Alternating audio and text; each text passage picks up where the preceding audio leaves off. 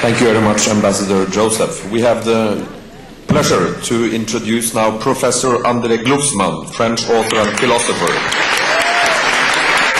He is one of the new philosophers. Welcome to take the floor. Bonjour. Écoutez, je ne suis pas aussi spécialiste que notre tribune.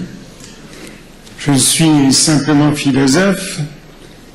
Et en principe, je devrais faire preuve de bon sens, ça doit être ma seule arme. Et en ce sens, je pense que Ashraf, ce n'est pas seulement Ashraf.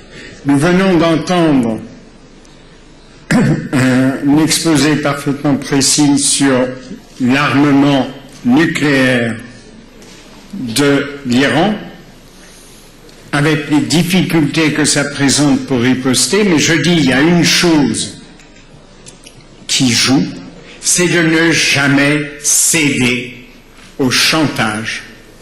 Et si on avait mieux résisté au chantage entourant Ashraf, Iran serait un peu plus prudent.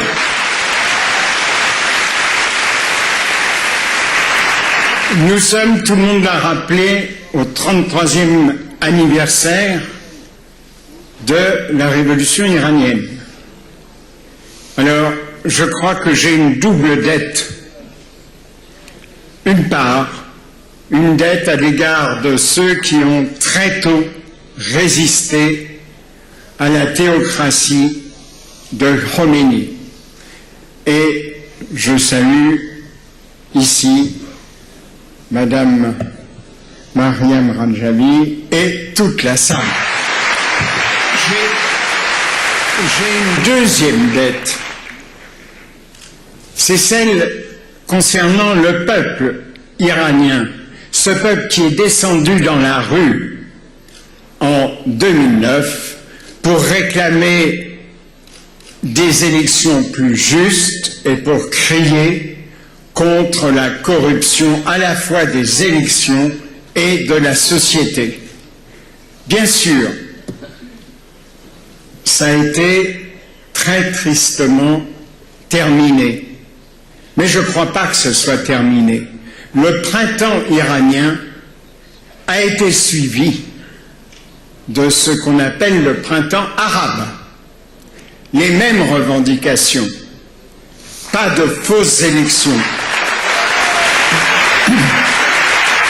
pas de corruption, à bas le pouvoir corrupteur militaire et théophilosophique. Donc là, je crois qu'il y a eu, et c'est ça ma deuxième dette, il y a eu un départ qui n'est pas arrêté aujourd'hui, qui continue depuis le sud de la Méditerranée jusqu'à où? Mais jusqu'à la place de Moscou.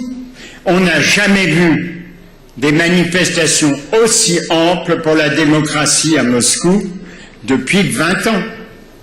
Nous sommes donc là dans un mouvement qui a été initié à Téhéran et qui continue maintenant à travers le monde entier. Et c'est très important. Et je peux vous dire que même en Chine, les blogueurs qui étaient au début très nationalistes, très agressifs, très fermés, sont aujourd'hui en train de déplorer la politique de leur gouvernement. C'est vous dire qu'il y a là un mouvement fantastique. Mais quand il y a un mouvement fantastique de libération, il y a aussi une résistance fantastique des pays autocratiques. Et vous avez vu, et Madame Mariam a évoqué la chose, Homs. Vous avez vu Homs. Vous avez vu que là, le pouvoir n'hésitait pas à bombarder les quartiers et les populations, mais deuxièmement, qu'il y avait une sorte de coalition de tous ceux qui sont inquiets du mouvement de la démocratie et de la liberté d'expression, à savoir, bien sûr, la Syrie, son gouvernement, mais aussi derrière, évidemment, l'Iran, mais aussi derrière la Russie et la Chine. Donc nous sommes en face d'un mouvement d'expansion de la démocratie auquel vous participez tous, et nous sommes aussi en face d'un contre-mouvement de répression organisé par les dictatures qui craignent pour elles-mêmes. Vous ne pouvez pas vous imaginer, mais c'est pourtant vrai, la révolution en Tunisie a fait pâlir d'horreur et de terreur Poutine et les Chinois, qui ont interdit à ce qu'on parle sur les blogs de la révolution de Jasmin. Le mot Jasmin était interdit. Ça n'a pas empêché les manifestations en Russie, mais ça n'empêchera pas non plus des répressions. C'est vous dire que ce qui se joue à Ashraf, c'est quelque chose d'essentiel. L'Iran et ses serviteurs en Irak veulent faire un exemple